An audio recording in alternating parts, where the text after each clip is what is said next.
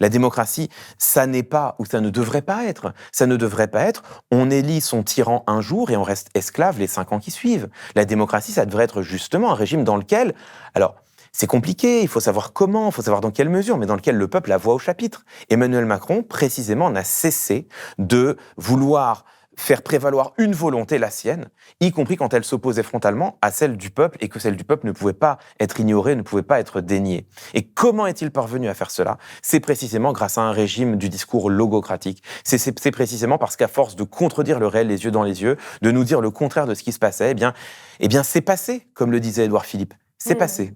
Est-ce que Emmanuel Macron pourrait, de là où il est, continuer d'aller encore plus loin dans l'exploitation des règles institutionnelles pour nous emmener littéralement dans un autoritarisme à la Donald Trump ?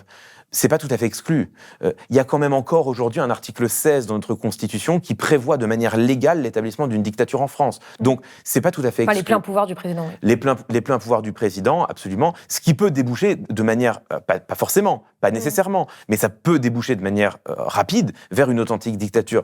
La Constitution de la Ve République, à cet endroit-là, est incroyablement dangereuse.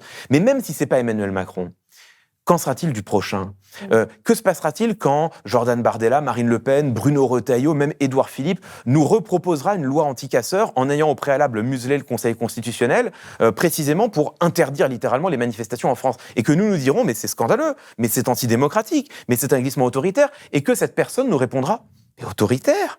Mais Emmanuel Macron l'a fait, de quoi vous parlez ? Que se passera-t-il quand on ne pourra plus examiner une loi à l'Assemblée nationale parce que la motion de rejet préalable sera utilisée pour littéralement museler l'opposition à l'Assemblée nationale ? Et qu'on dira, mais c'est scandaleux ! Et qui diront, mais scandaleux, mais Emmanuel Macron l'a fait. C'est en cela que le brutalisme constitutionnel crée des précédents, il crée ce qu'on peut appeler en droit des effets cliquets, qui sont inquiétants aujourd'hui entre les mains d'Emmanuel Macron, mais sont encore plus inquiétants demain entre les mains d'une Marine Le Pen, d'un Jordan Bardella ou même d'un Bruno Retailleau.